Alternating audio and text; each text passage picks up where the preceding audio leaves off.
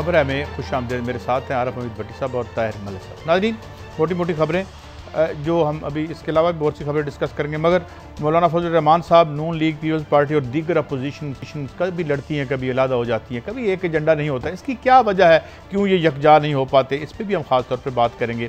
नाराज़गी फिर दोस्ती भी हो जाती है, फिर कहानी वहीं खड़ी रहती है। नून लीग अपोजिशन के ग्रैंड अलायंस से भी पीछे जा रही है। ज़ाहिर है वो अपनी डीलिंग किसी और लेवल पे कर रहे होते हैं, चुनाचे इधर भी कमिटमेंट उधर भी कमिटमेंट, तजब्जुब क्यों है इस पर भी गुफ्तगू होगी। कराची में लोड शेडिंग भी हो रही है, पानी बारिशों की वजह से बर्बादी भी हो रही है। अब जाहिर है जब आपकी फैसिलिटी आपके पास है ही नहीं, आप मालिक ही नहीं है वहाँ की बिजली के, वो तो हैं आरफ नकवी साहब हैं, वही करेंगे। और रेगुलेटरी रजीम आपकी इतनी वीक है, और इससे पहले भी खबर जो है वो अमरीकी अखबारों में छपती रही कि $20 मिलियन देने की मुबैना तौर पर रिश्वत की कोशिश की थी उन्होंने, एबराज ग्रुप ने। वो क्या था, फिर लोग मरेंगे, लोड शेडिंग भी होगी, बिजली की कीमतें भी बढ़ेंगी, इस पर बात करेंगे। और स्मार्ट साइजिंग के नाम पर जो माशी कत्ल का प्रोग्राम बन रहा है यहाँ पे, पूरी दुनिया में बर्बादी। मैं अभी प्रोग्राम शुरू करने से पहले NBC की स्टोरी देख रहा था, मिलियंस ऑफ लोग अमेरिका में जो हैं वो इन फूड इनसिक्योर हो गए हैं। तो हमारे यहाँ ऐसे वक्त में जब फूड नहीं है, नौकरियाँ ख़त्म कर रहे हैं हम, और लोगों का आसरा भी भट्टी साहब हम ख़त्म कर रहे हैं। ये है हमारी माशी पॉलिसी। अब आते हैं मौलाना फजल रहमान साहब की तरफ। हुजूर, ये इतने अजीम लीडर एक अस्सी से तमिन को देख देख के इमरान खान साहब को हटा सकते हैं, न रुकवा सकते हैं, ये क्या कर सकते हैं? बिस्मिल्लाहिर्रहमानिर्रहीम। काजी साहब -1 करते ना, अपोजिशन -1 होती जा रही है, अपोजिशन खुद माइनस हो रही है। मैं आपको यकीन से कह रहा हूँ, मेरी कल पीपल्स पार्टी के 3-4 अहम तरीन रहनुमाओं जो पीपल्स पार्टी से सिंसियर है, बिलावल साहब लाहौर आए। इनका इरादा था कि पहले अपोजिशन जमातें मौलाना फजलुर रहमान, हासिल बख्श मजीजो, असफंद यारवली सब मिलके स्पीकर के खिलाफ अदम एतमाद लाएंगे, फिर प्राइम मिनिस्टर के खिलाफ। शहबाज शरीफ साहब को पिछले जुमे एक अहम तरीन शख्सियत मिली, उन्हें कहा जी जो आप ये जो काम कर रहे हैं, एक तरफ आप फेवर लेते हैं, एक तरफ आपकी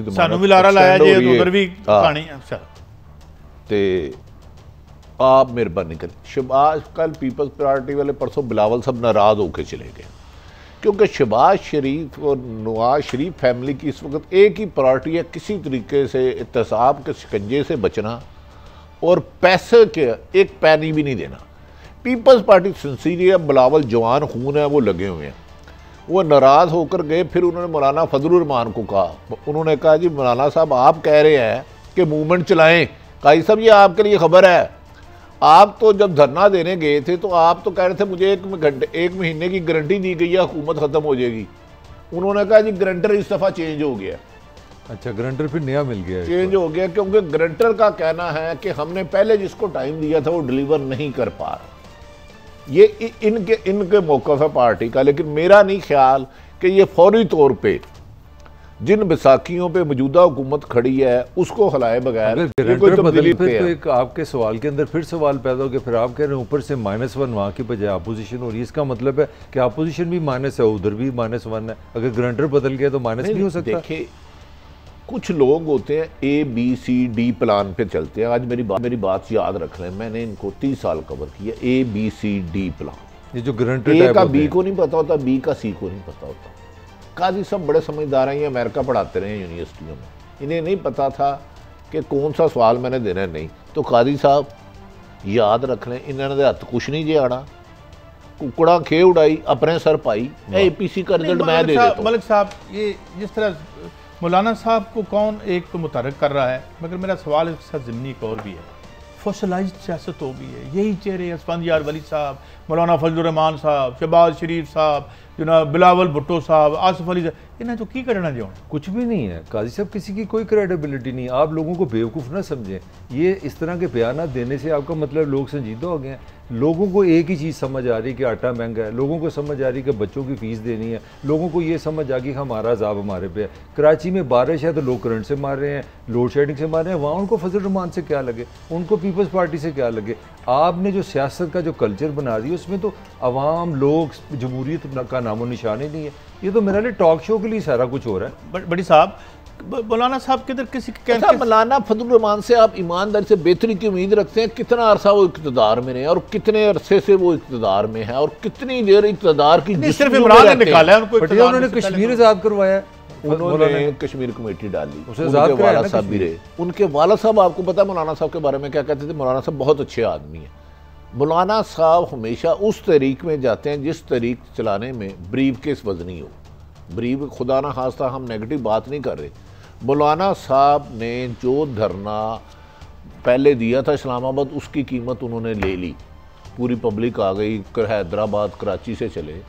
अब मैं आपको बताऊं, मौलाना साहब को मामू बनाया जा रहा है। ये कीमत कौन देता भट्टी साहब? ये थोड़ा हमें एजुकेट करें ना, समझाएं। अच्छा, do you think Nawaz Sharif बाहर बैठे डोरियां हिला रहे हैं, जरदारी साहब के पास पैसा देने के लिए कम है? बलोचिस्तान की हुकूमत कैसे शुगर मिले हैं, बस वो तो गरीब से लोग हैं, सिर्फ 2-4 खरब रुपए होंगे। चेयरमैन बलोचिस्तान की हुकूमत कैसे गिराई थी? क्या फूक मार के उड़ाई थी?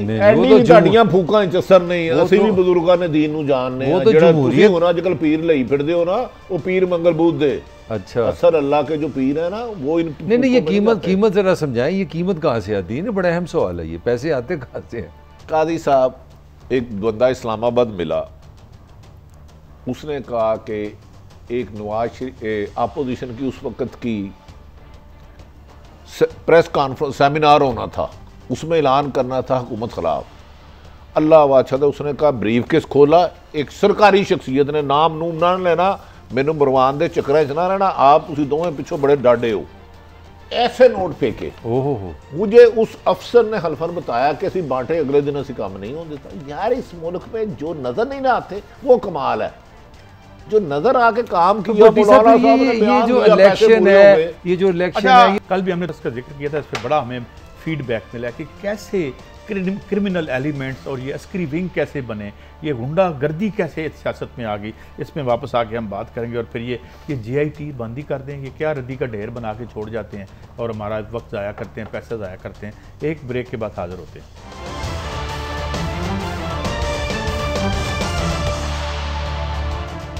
Welcome back. अच्छा भट्टी साहब, मैं बड़ा एक इंपॉर्टेंट सवाल इसलिए आपसे पूछ रहा हूँ कि आपने बड़ा अरसा क्राइम भी कवर किया और बाकी चीज़ें भी कवर की। एक पीरियड में हमने देखा कि जो अंडरवर्ल्ड थी वो अपर वर्ल्ड बन गई। यानी पहले लुक लुका के, जिस तरह हम इंडियन फिल्मों में नहीं देखते कि पूरा माफिया जो है वो कैसे जो है फिल्मों में जैसे हम देखते। आप मुझे ये बताएं, हम JIT तो छोड़ें, उसमें जो भी है साइन हुआ है नहीं हुआ हमें पता है क्या क्या, मगर सवाल ये है कि हमारे देखते देखते अंडरवर्ल्ड को कैसे ये वो लोग थे जो मोतबर हो गए। मैं गुजारिश करता हूँ कारी साहब, जरा संजीदगी आपकी तवज्जो चाहिए। अंडरवर्ल्ड अब सफ़ेद पुष्ट शरारफिया बन गया। अंडरवर्ल्ड जितना आज मजबूत है, आप यू कांट इमेजिन। 1984 में मैंने कल भी कहा था, ज़ियाउल हक ने लगाया रेफरेंडम, उसको नवाज शरीफ ने लाहौर के तमाम बदमाश जो क्रिमिनल थे, मनशियात फरोश थे और इस किस्म के संगीन मुबैना इल्ज़ाम थे, उनको फ्रंटमैन किया। आज भी लाहौर में अंडरवर्ल्ड चल रहा है, कराची पे आज भी पंजाब में अंडरवर्ल्ड इतना मजबूत है कि आप सोच नहीं सकते। हमारे एक दोस्त ने एक प्लाट लिया 13.5 करोड़ का, मलकियत थी उसकी, बन गई 5-6 साल बाद बताने लगे। लाहौर शहर गुलबर्ग 13 करोड़ का लिया, कुछ सालों बाद 67 करोड़ रुपया उसको लग गया। अंडरवर्ल्ड ने कितने का लिया? 7 करोड़ का। में भी लेते। अच्छा, मैं एक सवाल देखिए, और दूसरे नहीं, अब अंडरवर्ल्ड आ गया है बड़े बड़े लोगों के रूप में। पंजाब की अहम तरीन शख्सियत है, उसने टोबा टेक सिंह में अंडरवर्ल्ड के जरिए जमीनों पे कब्जे कराए, व्याड़ी में एक मस्जिद पे पर्चे करा रहे, लाहौर में आतिफ चौधरी, आबद चौधरी, ताहिर प्रिंस, ये क्या करते थे, किन के लिए काम करते थे? डू यू थिंक ये अकेले अपने लिए काम करते थे? इसमें बड़ा इंपॉर्टेंट अरशद अमीन, ये किसके लिए काम करता था? बड़ा ये किसकी जलसों में 200 वैगने लेके जाता था? नहीं, अच्छा, इसमें आतिफ चौधरी ने एक दफा किसी से जगह मांगा, वो एक पंजाब की एक इस वक्त हुकूमत किसकी थी भट्टी साहब? ये जो नाम लिया अरशद अमीन का लिया, आतिफ चौधरी का, किस जमाने में थे? CM कौन थे पंजाब को उस जमाने? मेरी इंफॉर्मेशन हुकूमत की मर्जी के बगैर ये हम माफिया 2 दिन सर्वाइव नहीं कर सकता। लेकिन यार एक आप मलिक साहब मैं लाहौर में बदमाशों की लिस्ट दूं, इस वक्त सबसे बड़ा कब्जा माफिया आपने बोलना है, लेकिन सबसे इंपॉर्टेंट पॉइंट आप मिस कर रहे हैं, उसके बाद आप बोलते जाइएगा। यानी एक genuine political movement people's party की जब आई तो उसको बर्बाद करने के लिए गुंडा एलिमेंट सियासत में और अंडरवर्ल्ड में लाए गए, लाए नहीं गए, उनको पाला गया, उनकी चत्तर छाए सियासत की गई, सियासत को बर्बाद करने के लिए। लाहौर में लाख किस किस को लेके आया? एक बंदा कत्ल हो चुका है, उसमें 13-14 मर्डर थे। एक सियासी शख्सियत ने उसके जरिए एक मुखालिफ सियासी पार्टी के जलसे में पौना घंटा फायरिंग कराई और पुलिस नहीं आई। इलाका ग्वाल मंडी था, मैं सब्जी मंडी नहीं कह रहा। मलिक साहब मैं बताऊं उनके नाम, फिर आज भी जो गुंडे हैं, ये तो मदीना की रियासत बन गई है। रोड किसके पास है इस वक्त? नहीं, मलिक साहब जरा मदीने की रियासत को छोड़े, हमें जरा रियासत छोड़ दे। आपके सियासतदानों कुछ सियासतदानों की पैदावार, एक बात सुन ले, मैं बताता हूं।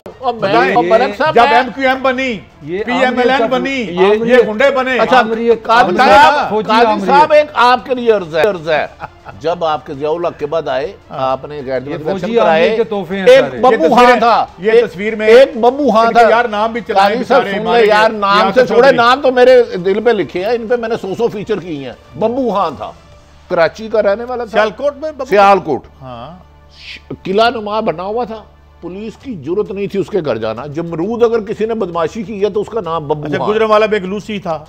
अच्छा सुन लें, वो अफसर को फोन करता था इसको गिरफ्तार नहीं करना, और रॉकेट लॉन्चर उसकी गाड़ी में आम होते थे। एक नून लीग के MP हैं, उनका राइट हैंड था, वो आज मुझे पता है कि नहीं जिंदा, अल्लाह उन्हें जिंदगी दे, शेख साहब है, नाम पूरा नहीं लूंगा। लाहौर के जो बदमाशों के जो पॉलिटिशियनों के फ्रंट मैन है, जो बदमाशी करते हैं, जिनके जरिए कब्रे कराते हैं, नाम लूं फिर सुबह कहेंगे अब नोटिस आ गया। नहीं, इमरान खान की होते मदीना की रियासत में ये सारा कुछ छोड़े ना, इमरान खान की जमात के बंदों की असलियत बताऊं, ठोकर से तो इमरान खान वो कितने, इमरान खान को जन्नत में हुकूमत मिली है तौर पर कितने मुकदमा था, मलिक साहब, और वो माल रोड के करीब 7-8 क्लब रोड के पास किसके पास जाके बैठा, ना छोड़ो मैनू मलिक साहब, वो तो मेरिट के लिए आए, वो तो नया पाकिस्तान बनाने आए हैं, एक पाकिस्तान बनाने। मलिक साहब, साढ़े पंजाबी में चकवाल में कहावत है, मैं पहले ज़बान में, कद ऐरत वहदी है, दीवार बुनियाद पे बनाई जाती है। ये बुनियाद एक जेन्युइन पॉलिटिकल मूवमेंट को बर्बाद करने के लिए जब आपने ये लेके आए नून लीग और ये तमाम लोग, ये उसी की वजह से है जिसे मदीना कहते हैं। सियासत एक तारीख था लाहौर में, जो क्रिमिनल गुंडे बदमाश हैं, जिनके कम से कम 150-200 आगे शूटर रखे हुए हैं, ये क्या करते हैं, किसी जगह में फायरिंग की, किसी नौजवान ने, झगड़ा हो गया, उसको बुलाएंगे, तेरी मैं जमानत कराता हूँ, ये 10,000 रुपया ले, बंदे बुलवाएंगे। टीपू ट्रकों वाले को कैसे मरा, टीपू ट्रकों वाला भी कत्ल हुआ, उसका वालद बिल्ला ट्रकों वाला भी कत्ल हुआ, उसका वालद अमीरुद्दीन भी कत्ल हुआ। चार नहीं, वो किस सियासतदान के खर्चे देते थे? उनका आपकी एक आला तरीन सियासतदान का मेन दफ्तर उनकी बिल्डिंग में था जो कब्जे की। और यार ये एक बकायदा ब्रांचें खोली हुई हैं सियासतदानों ने, हर सियासतदान नहीं, 5 साल बाद, पहले सियासतदान नहीं, लेकिन कोई एक बदमाश, एक याद रखने कब्जा ग्रुप।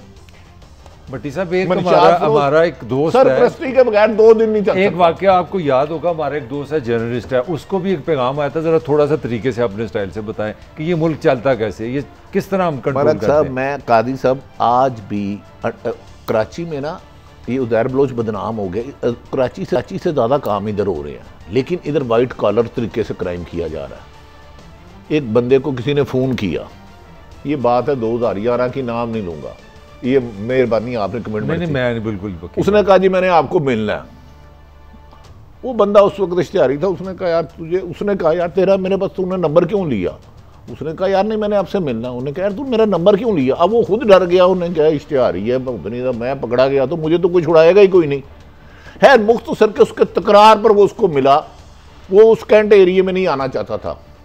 उसने कहा यार बताओ क्यों मिलना चाह रहे हो, मैं तेरी कोई मदद नहीं कर सकता आजकल। उसने कहा मुझे तुम्हारे मारने का हुक्म मिला है, तो आप मेरे मौसम कॉलेज लाइफ में आपने मुझे बचाया था, तो मैं आप पे गोली नहीं चला सकता। मुआवजा क्या मिलेगा तो मारने का, ये भी बताएं। उसके तमाम मुकदमात खत्म होंगे। अच्छा। तमाम मुकदमात, और वो ऑनरेबल तरीके से उसको घर लेके दिया जाएगा। अगर आज भी ये काम नहीं हो रहा तो ये गर्दन हाजिर है। नहीं, मैं नहीं मानता ये, मैं इस मैं नाम नए ले पाकिस्तान में दूंगा, नहीं मान फिर सकता। मैं कह दे रहा हूं कि मलक साहब, आप अच्छा, खुद भट्टी साहब- कहते हैं खान साहब भट्टी ईमानदार है, साहब- मलक मैं मैं- खान साहब पे इल्जाम नहीं ला रहा, फिर मैं किधर है कह रहा हूं हुकूमत? माफिया आज भी ऑपरेट कर रहा है उसी हुकूमत किधर तरह। है, भट्टी साहब- हुकूमत किधर है? भट्टी मुझे नहीं भट्टी पता साहब- हुकूमत का है, हुकूमत हुकूमत उधर ही है जहां आपके वक्तों में होती थी। जंगल में हाँ, रह रहे हैं। पर्चे देने वालों अच्छा 4 दिन पहले एक जगह एक डीपीओ है, उसने लोगों को बुलाया, तुम बेगुनाह हो, तुमसे पर्चा हो गया, मैं माफी चाहता हूँ, आप एफिडेविट लिख के दें, एफिडेविट लिख के दें, आप पे मैंने गलत पर्चा। अगले दिन उसको अहम तरीन सियासी शख्सियत ने कहा, कहता है मैं तुम्हारे पे 780 लगाने लगूँ, 7 नस्लें जेल में गुजर जाएंगी। मलिक ये साहब- आपके अफसर है, मलिक साहब, इनके ये तो नाम ये लेने तो से हम मुझे मजाक डर ना लगता करें है। ना, रियासत मदीना किसने बनानी है, मगर ये लेकिन ये इनके लीडर जहरीले के दौर से पौधे, शुरू हुए हैं। ये मेरे स्टूडेंट थे, आतिफ चौधरी और ये आबिद चौधरी। आप तो हमें MA गलत आतिफ बात कर रहे चौधरी हैं। की क्या खूबी थी, एक हाथ से लेफ्ट हाथ से कलाशन को अकेला चलाता था यूं, मैं और एक और हमारे दोस्त बैठे थे, मैं सिविल लाइन पढ़ता था, वो उसने यूं एक हाथ से अनबिलीवेबल। तो भट्टी साहब ये लेकिन सारे वो पुलिस से किसको मारे फोन करता था, आए हाय हाय हाय हाय, ना मैं नहीं दसना। अरशद अमीन चौधरी, वो एक फोन किसको करते थे उस वक्त के वजीर आला को, ऐसे साहब वाइन साहब की हो रहा है, मेरे बंदे फड़े गए ने। वजीर आला को कह रहे हैं। तो भाई मुझे नहीं पता, मैंने जो कह दिया कह दिया। इंपॉर्टेंट बात क्या है मलिक साहब, एक मैं बात क्या है, मुल्की तौर पर देखें और आलमी तौर पर देखें, आपने अफगान इनकलाब को बर्बाद किया, दुनिया दहशतगर्दी में चली गई। आपने पीपल्स पार्टी की तहरीक को खत्म करने के लिए गुंडा अनासर इकट्ठे किए, आपकी सियासत का जो हाल आज आप देख लो। काजी साहब हमने ये बोया, हमने काटना है, भाई साहब, आपने सियासत मैं खत्म किसी की, को बुरा नहीं कह रहा, खिदमत खत्म पीला की। बट कौन था, किसके साथ क्याम करता था, आज बताऊं ठोकर नियाज में असल गैंग कौन चला रहा है, जो स्कूटर पे चलता था, स्कूटर पे आज उनके 2, 4, 5, 600 एकड़ में घर है, स्कूटर पे मैंने भट्टी धक्का साहब- लगाते हुए खुद देखा भट्टी है, साहब, एक पुलिस के पास इस- मिनते करते, इस बंदूक और अरबपति। मेरा पॉइंट है, ये सियासत ने ले लिया, इस- कलाशन को नहीं, नहीं, ये सियासत ने पर्ची दिया। की बदले आपने लोगों को ब्रेक है, हैंड ब्रेक है, ग्रेनेड ब्रेक, बना ब्रेक, दिया। ब्रेक है, ये ब्रेक। निजाम ने दिया, सियासत ने नहीं दिया। ब्रेक के बाद आते हैं ये आपके निजाम ने करा। जब भी देखते हैं कि ये लोग अब तारीख का रुख अपने मफाद में मोड़ने की कोशिश की गई यहाँ पे, जिस तरह ज़िया-उल हक के मार्शल लॉ के बाद जिस तरह भट्टी साहब कहते हैं MQM बनी, PMLN बनी, फिर ये सारा लश्कर जंगवी बना, ये सब कुछ हिस्ट्री बना। है। आलमी तौर पर क्या हुआ, ये जो आपके अफगानिस्तान में आपने इनकलाब को बर्बाद करने के लिए जो कुछ लोग बनाए, उन्होंने इस ग्लोब पे वो गंद डाला, और हमारे यहाँ ये आज हम इसकी ये वजह कम से कम तलाश करके आपके सामने रखना चाहते हैं, फैसला तो आप करेंगे। आते हैं एक ब्रेक के बाद, अभी बड़ी और दिलचस्प खबरें हैं और इनसाइट्स हैं एक ब्रेक के बाद।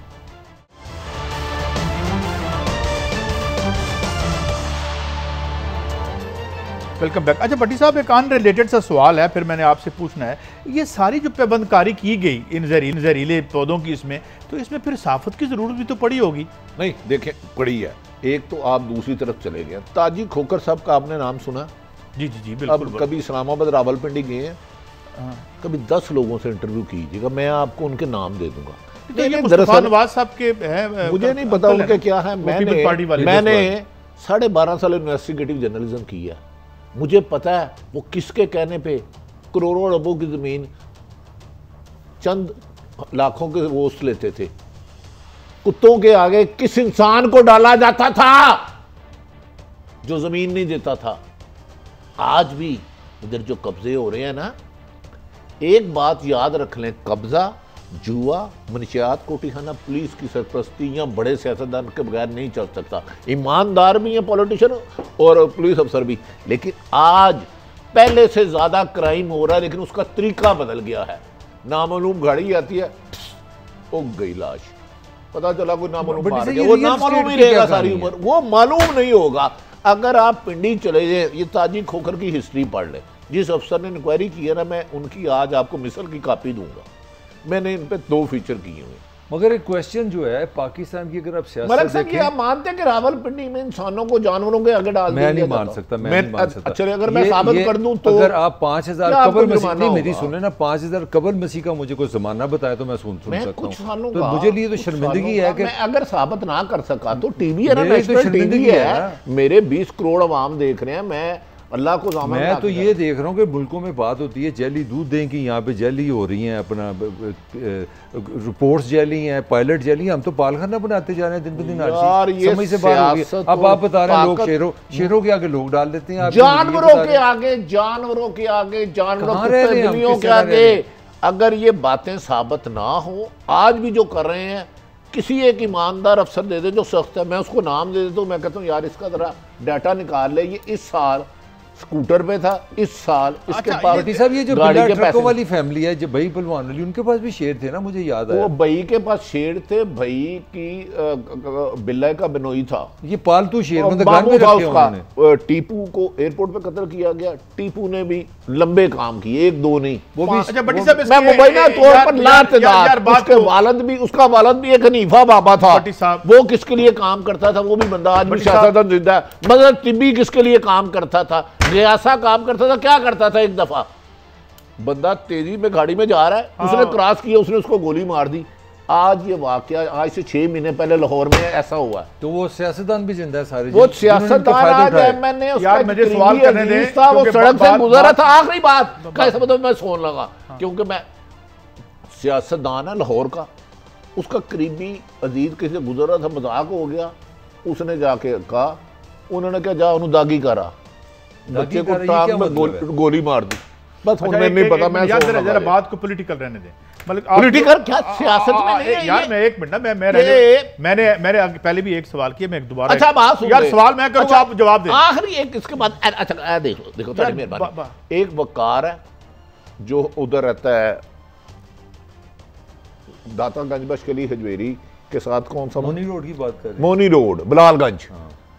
वो एक काम कराता है जिसकी इनकम रोजाना 20 से 22 लाख है, 20 से 22 लाख। ये इस वक्त की बात हो रही है। 20 से 22 लाख किसके लिए काम करता है? पिछले इलेक्शन में 3 करोड़ किसको दिया, 2 करोड़ किसको दिया, उनके भी नाम दे दूं। अच्छा नहीं, लेकिन आपके अदारे यार बस करो ना, मैंने सुनो गलत कर लेने दो की होया।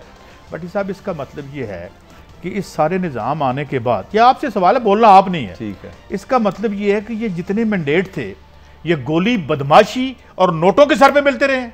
ऑफ कोर्स, ये मुझे बताएं ना, मैंडेट है, जमहूरियत है, आज भी ऐसी लड़ी है, तो इलेक्शन जितने हैं। आपको शक है? What is this? आपको शक है? मुझे ठहरो ना, गल मुकान दो। कादी साहब, मैं आपको हमारा मैंडेट है, हम बड़े पॉपुलर हैं, हमारे साथ है सारे गुंडे। आपके गुंडे मलक साहब आपको इलेक्शन में 20, 40, 50 लाख फंडिंग कर रहे हैं। आज भी मैं नाम बस मैं लेना नहीं चाह रहा, मुबैना तौर पे ये गंद इतना फैल चुका है कि इसको कोई अल्लाह के वली साफ करेगा। इतनी सतरोल हमने कर दी है, मगर एक बात मैं जरूर कहूंगा, आप एग्री करें। मदीने की रियासत ने सब खराबी की। वो छोड़ देने नहीं, मेरा सिंपल सा पॉइंट है, जब सियासत में आगे बढ़ना है, वोट की इज्जत खत्म की, जब आपने सियासत को बना दिया पैसा लगाओ, पैसा कमाओ, तो ये टेररिज्म पता चल गया ना। नहीं, ये माने पता चल गया। अगली स्टोरी पे ये लेगेसी है जनरल मुशर्रफ की और जनरल जिया की। मैं मैंने अगली स्टोरी पे जाना है प्लीज। आजकल बदमाश जेलों से ऑपरेट कर रहे हैं। मुझे बता, तरक्की हो गई है, तरक्की बिल्कुल जनरल जिया की लेगेसी है, नवाज शरीफ उसकी लेगेसी नहीं है, वो उसी का हिस्सा है। मदीना लाया सुनो वोट से नहीं है। चीफ जस्टिस साहब ने कोई बात की है और ये बड़ी इंपॉर्टेंट बात है, और ये बात है आपके मुल्क की नैब के हवाले से, और ये बहुत बड़ी शिकायत थी। पहले जितनी यहाँ पे भट्टी साहब तफ्तीश होती थी, वो तफ्तीश कर देते थे, आगे अदालत में जजी कोई नहीं है। आज क्या कहा चीफ जस्टिस साहब के करप्शन के हवाले से, जरा गौर से सुने यार। चीफ जस्टिस का मुल्क में 120 नई एहतसाब अदालतें कायम करने का हुक्म। 120 नई अदालतों में जजेस की तैनाती की जाए। करप्शन के मुकदमात ज़ेर अल्तवा रेफरेंसेस का 3 माह में फैसला करने की हिदायत। नैब रेफरेंसेस का जल्द न फैसला होने से नैब कानून बनाने का मकसद ख़त्म हो जाएगा। 20 साल से नैब के रेफरेंसेस ज़ेर अल्तवा हैं। नैब रेफरेंसेस फैसले क्यों नहीं कर पा रही, क्यों नैब अदालतें बंद कर दी गई और नैब कानून को क्यों गैर कानूनी करार दे रहे हैं। नैब के 1226 रेफरेंसेस ज़ेर अल्तवा हैं।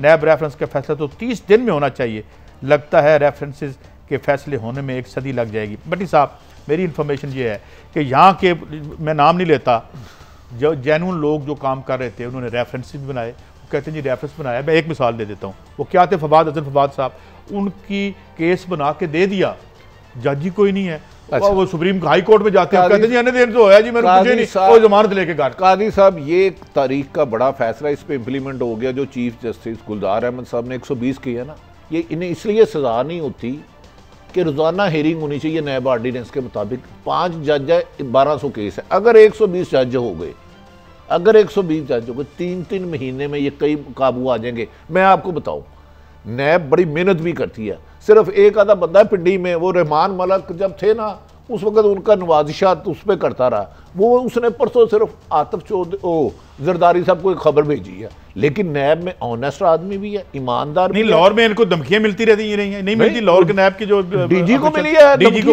धमकियां देते रहे। और मेरी बात सुने, ये लाहौर वाले केसों में अंदर हो जाएंगे। अगर ये 120 जज लग गए तो ये एक मुल्क के लिए बहुत अच्छा साहब आपने आपको बताऊं, ये रहमान मलक के नवाजिश ने बड़ी नवाजिश की है, उनको एक ऐसी मुखबरी कर दी है जो आसिफ जरदारी केस था। लेकिन ऐसे चेयरमैन नैब को भी चाहिए, जस्टिस जवेद साहब को, ऐसे गंदे लोगों को भी अवॉइड करें। क्या भट्टी साहब 2220 ये 1200 जो केसेस हैं, ये हुकूमत के लिए सोने की चिड़ी है। आपने सारी पॉलिटिकल मैन्यूवरिंग इससे करनी है। आप 120 जज क्यों नहीं लगा रहे? मैं ईमानदारी से कह रहा हूं, चीफ जस्टिस साहब का 120 एहतसाब के जजों का लगाने का फैसला अगर ये चल पड़ता है, 6 महीने में आपके सारे अरबोपति से लूटे हुए आ जाते हैं सजाएं, मेरा सवाल फिर वही है, होगा ना? नहीं, ये गलत बात। हुकूमत लगाए ना, मैं वही कह रहा हूँ, चीफ जस्टिस को नजर आ रहा है, हुकूमत को नजर नहीं आ रहा, उनको ये मैन्यूवरिंग है पॉलिटिकल, ये गैप है।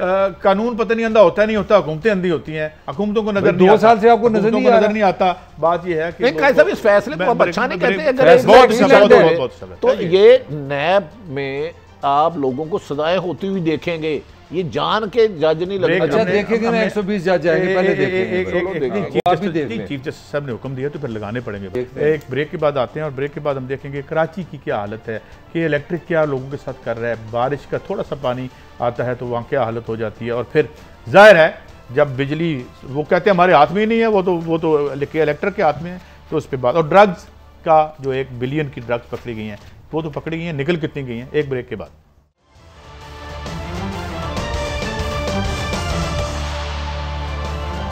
वेलकम बैक नाज़रीन। एक मुझे बात बचपन की याद आती है कि जब सावन का मौसम आता था तो शायर क्या लिखते थे, सावन के पड़े झूले और पता नहीं क्या। अब जब ये आता है तो पता लगता है डेंगी के पड़े झूले, और ऊपर से तार गिरती है, खुदा न खास्ता करंट से लोग मर रहे हैं।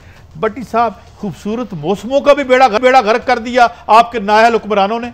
यानी ये डर आता है कि सावन आएगा तो डेंगी आ जाएगा। खूबसूरत इंसानियत में है, जो इंसानियत पे चलता है, वरना जानवर भी खूबसूरत होते हैं। एहसास है ना अगर इंसान को नहीं है। अब मुझे बताएं, करंट लगने से 50 बंदे पिछली दफा मरे करंट लगने से जी। सावन के पड़े 6 लोग आज जाम बाक हुए। बिजनेस ना बना दें ताकि गाड़ियां चले ही ना, कश्तियां चले। भट्टी साहब, इन्होंने डूब के मार देना लोगों को। अच्छा, मुझे कभी अल्लाह ताला सबके बच्चों को जिंदगी सेहत जिंदगी बाबा बीमारों को तीसरा जमहूरी दौर, आदमी का बच्चा कभी बारिश के पानी से, अल्लाह ना करे किसी को, अल्लाह ताला सबके बच्चों को महफूज रखे और बीमारों को शिफा दे जो कुल कायनात में है। किसी अमीर तरीन बच्चे के बच्चे को करंट लगा बारिश में। भट्टी साहब, ये तो सारे अपनी जो है ना, ये मलक साहब बताए ना। नहीं भट्टी साहब, मुझे सवाल बताएं, एक सिटीजन जो पाकिस्तानी कराची का शहरी, ये किसके पास जाए? आज उमर अयूब साहब ने असेंबली में कहा जी सिंध हुकूमत जिम्मेदार है, सिंध हुकूमत कहती है वफाकी हुकूमत जिम्मेदार है। कल सुन ले डॉक्टर अहमद लियाकत ने गालियां निकाली हैं लिटरेरी। लोग सवाल ये किधर जाए? मेरी अर्ज ये है कि मुझे इससे गर्द नहीं है कि जिम्मेदार, मुझे इससे मेरा इंसान मर रहा है। अगर मेरे हक में वक्त उनको सजाएं नहीं देते तो वो भी सब गर्मी हो तो वो जो भी ताकत में इख्तियार में है। कराची का जुल्म देखें, ये दुनिया का चौथा बड़ा शहर है, 2 करोड़ लोग रहते हैं। गर्मी पड़ जाए तो पानी नहीं है, बिजली नहीं है, शुक्र किया अल्लाह ने पीने के लिए आप कराची को, मेरे कराची को पानी नहीं देते। 6 लोग बारिश में कतरे आते हैं, सीवरेज आप काम नहीं करते, 10 बंदे टाइम खत्म हो रहा है, कातल एक टाइम खत्म हो रहा है। मगर एक चीज भी उज़ैर बलूच को ही दे दें, कराची वो मैनेज करते हैं, उसी के पास है। सुने, कराची को छोड़ें, एक चीज में तरक्की हो रही है। किसमें? बहुत, ड्रग में। ड्रग जो 1 बिलियन डॉलर की ड्रग्स पकड़ी गई पाकिस्तान में। पाकिस्तान में, ये मेरे पास खबर है। और ये तो वो ये 225 अरब रुपए बनते हैं, ये तो पकड़ी गई हैं 225 अरब रुपए की बात कर रहे हैं आपकी। ये कौन इस पे नजर नहीं रखता? और ये दुनिया ये कहती है कि ये जो अफगानिस्तान में फैक्ट्रियां लगी हुई हैं अब भी, अब भी लगी हुई हैं, वहाँ से ये जो अब हमारे रास्ते से गुजरते आपने बड़ी अहम नाज़रीन को अल्लाह ना करे ये निकल जाती तो उसके बेनिफिशियरी कौन होने थे? अल्लाह ना करे यही जो थोड़ी सी पकड़ी गई है। ये तो एक आप निकल कितनी गई है वो सोचे। ये बड़ा सादा सा सवाल है। या रातों रात खरबपति हुआ ना, 6-6 महल बनाए, स्विट्जरलैंड में घर बनाए, ये नजायज पैसों से, रिज्क के हलाल से तो किचन चलाना मुश्किल है। इशू ये नहीं है जिसके पास 225 अरब की ये पकड़ी गई है तो फिर वो MNA-MPA नहीं बनाएगा, फिर वो लूट मार नहीं डालेगा, वो सियासत को गंदा नहीं करेगा। भी बनाए MP-MNA ऑनेस्ट भी है। मेरे पास अफसर भी है, फैक्ट्स एंड फिगर्स हैं कि कार्रवाइयों के दौरान 5.733 टन मनशियात बरामद हुई। ये तर्जमान ANF कह रहे हैं। मनशियात की स्मगलिंग में 15 लोग पकड़े गए हैं और स्मगलिंग में इस्तेमाल होने वाली 9 गाड़ियाँ भी कब्जे में ली गई हैं। 4,775.5 किलोग्राम चर्च पकड़ी गई है, 1,000 किलोग्राम मार्फिन पकड़ी गई है और 92.5% किलो। ये बंदे कौन थे, किसके बंदे थे? हिरवन तो पकड़ी गई, वो तो नहीं बोलेगी। आखिर इसका इन्वेस्टर होगा। मेरा प्रोग्राम के आखिर में सवाल है, एक मिनट, उज़ैर के पीछे कौन से बंदे थे? करके दिखाओ साबित। देखें कादी साहब, इतनी अरबों रुपए की इन्वेस्टमेंट किसकी थी? सवाल ये है, सवाल ये नहीं कि 5 अरब की पकड़ी गई, सवाल ये है किसकी? उज़ैर बलोच सवाल नहीं है। उज़ैर बलोच को उज़ैर बलोच बनाया किसने? यहाँ से PIA में जो पकड़ी गई किसी ने बताया कौन सी? नहीं, हमने नहीं बताना, ये नहीं बताना, हमने नहीं बताना। सीगा राज में हमने रखा हुआ है इन लोगों को। और बड़ी साहब, जब तक ये तमाम जराइम पेशा लोग सीगा राज में रहेंगे, यहाँ गंद पड़ा रहेगा। बस 30 सेकंड लास्ट कमेंट। बस यही कमेंट है कि आपने कि जमहूरियत लानी है, लोगों का पाकिस्तान बनाना है, तो ये पाकिस्तान को बचाना है तो इंसाफ इंसाफ इंसाफ। क्लोजिंग कर रहे हैं सिर्फ एक फिक्रे के साथ कि ये गंद साफ करना पड़ेगा किसी अच्छे मुस्तकबिल के लिए, अपने लोगों के लिए, अपने बच्चों के लिए। इजाजत, अल्लाह हाफिज़।